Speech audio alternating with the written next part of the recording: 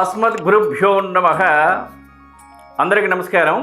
ఈరోజు మనం తెలుసుకునేటువంటి విషయం ఏమిటంటే, చాలామంది కూడా పడమర మరియు దక్షిణం హద్దు చేసి, అంటే హద్దు మీద అనగా స్థలానికి సంబంధించి నిర్మాణాలు చేసేటప్పుడు పడమర హద్దు మరియు దక్షిణం హద్దు మీద నిర్మాణం చేసి తూర్పు ఉత్తరం ఖాళీ వదులుతూ ఉంటారు, అనగా ప్రహరీ లేకుండా చేసి. ఆ విషయానికి సంబంధించి ఈరోజు మనం తెలుసుకుందాము.